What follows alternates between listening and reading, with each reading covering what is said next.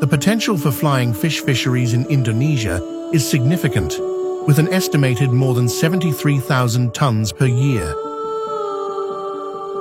Jadi Kabupaten Maluku Tenggara adalah kabupaten kepulauan yang memiliki pulau-pulau kecil, kurang lebih 68 pulau, dan terletak pada 3 wilayah pengelolaan perikanan, itu BPP 718 Laut Arafura, BPP 714 Laut Banda, dan BPP 715 Laut Ceram. Dan berdasarkan kajian potensi, total potensi yang berada pada 3 BPP ini adalah sebesar 4.669 ton per tahun. Berdasarkan data produksi saat ini, data produksi sampai dengan tahun 2023, produksi perikanan tangkap itu baru mencapai kurang lebih 97 ton. Jadi kalau kita bandingkan dengan total potensi, ini masih sangat kurang.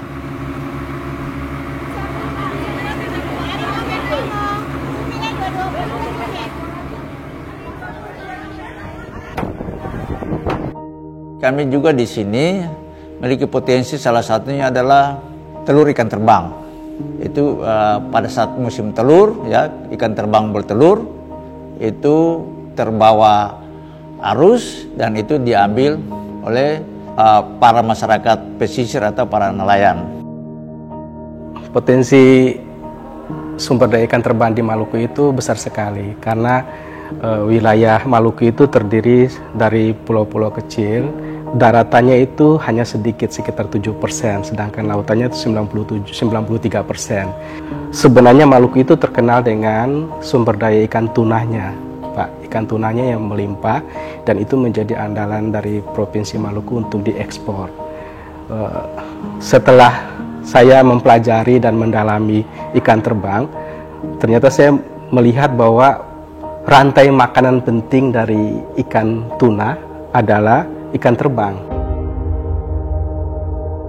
Saya sangat berterima kasih kepada Kementerian Kelautan Republik Indonesia yang mana telah datang di desa kami, Kecamatan Kebesar Selatan Barat, Kabupaten Maluku Tenggara, dalam hal monitoring terkait dengan hasil telurnya ikan terbang.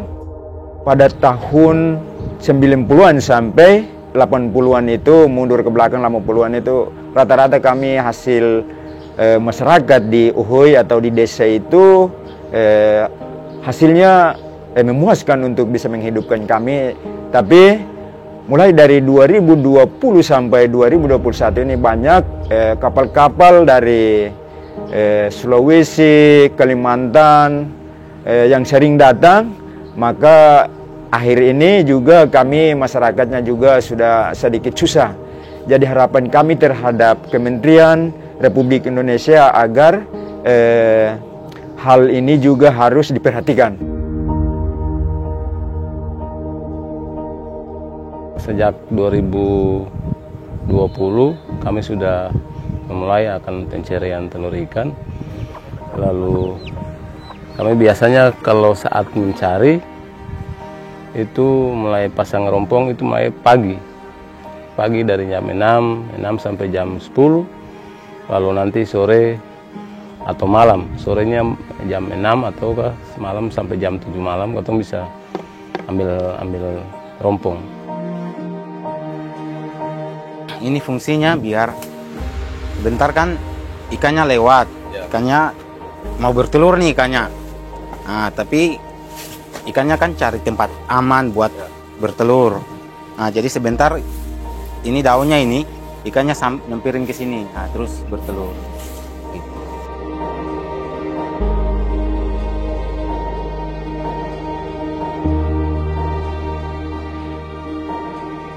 Jadi proses penangkapan mereka itu kan mau dibilang sudah terlalu berlebihannya. Jadi kami nelayan kecil ini mau tangkap pun susah. Dan tadinya tuh kami satu malam bisa mencapai sampai 100-200 ekor begitu. Untuk sekarang memang sudah sulit karena proses penangkapan mereka itu sudah sangat liar. Mereka tidak secara langsung, mereka sudah membunuh ikan-ikan yang nantinya kami bisa dapat untuk bulan-bulan tahun-tahun akan datang. Ikan ini tidak mahal, tapi yang mahal itu telurnya.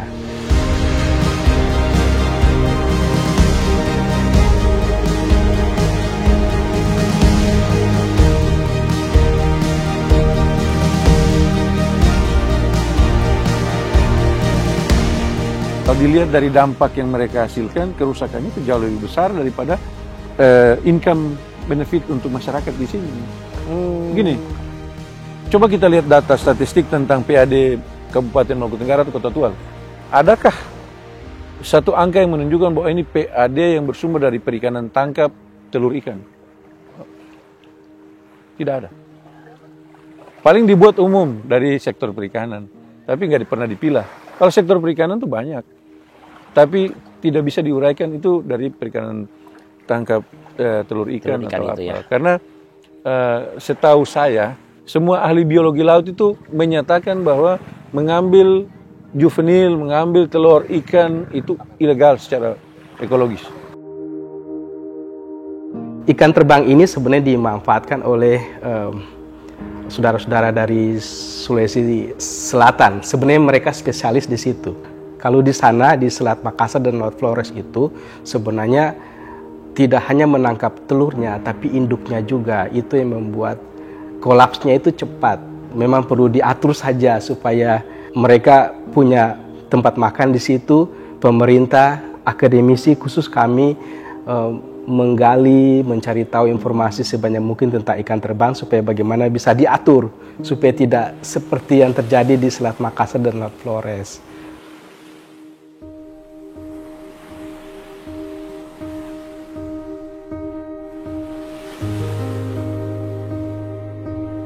Tentu karena kewenangan sudah Undang-Undang 23 itu tentang pemerintah daerah itu, kewenangan bidang kelautannya adalah sudah kembali ke provinsi dan pusat, sehingga kami dari pemerintah daerah tidak lagi memiliki kewenangan untuk penguasaan di laut, sehingga ini menjadi hal menjadi kekhawatiran kami tentang penangkapan telur ikan yang berlebihan, sehingga akan membuat terjadinya overfishing khususnya di potensi perikanan ikan terbang.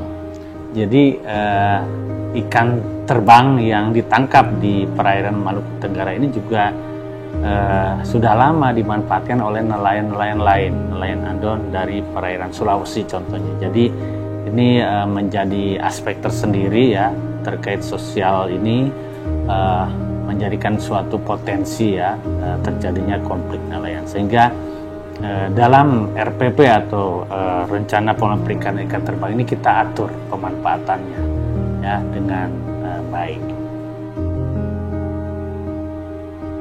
Hanya 2 negara yang memproduksi telur ikan terbang. Yang pertama Peru dan yang kedua Indonesia. Ya, awalnya Peru setiap tahun mereka mengambil telur ini, tetapi mereka melihat ternyata mungkin efeknya ke sumber daya yang lain. Mereka menentukan tahun ini tangkap, tahun berikut tidak. Tahun ini tangkap, tahun berikut tidak. Sedangkan kami masih belum setiap musim itu ditangkap. Misalnya kalau 1000 kapal dibuat misalnya plat ganjil genap. Ganjil tangkap tahun ganjil. Genap istirahat. Begitupun sebaliknya, itu salah satu solusi. Kita bikin zona konservasi.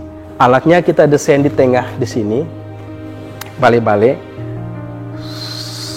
150 misalnya atau 151. Zona ini tidak boleh ditangkap.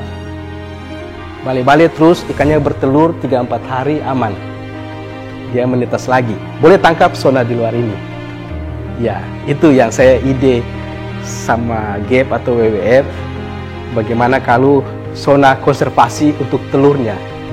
Alatnya ini kita desain sendiri jadi permanen. Ikannya bertelur, amanlah. Generasi tangkap di sini tidak pernah habis-habis.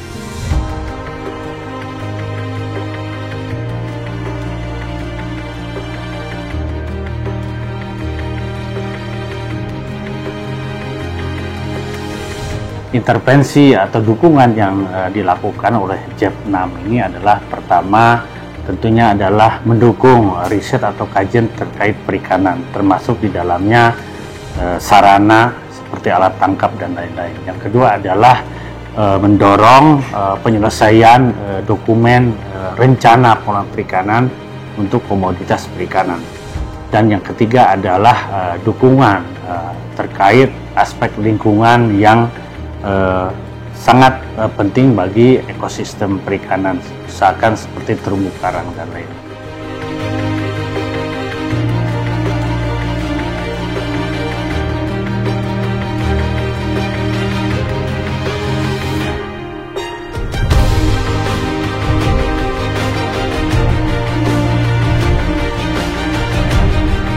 Alhamdulillah kami sangat mensyukuri itu dan berterima kasih banyak terhadap tim dari Kementerian Republik Indonesia yang datang untuk bisa mensosialisasikan masyarakat kami di desa kami untuk bisa kita bisa bekerja keras dan bisa harus banyak mengawal potensi kita, lokasi, wilayah adat kita di desa untuk bisa kita memanfaatkan ikan terbang ini ke depan untuk bisa menghidupkan masyarakat kami di desa kami.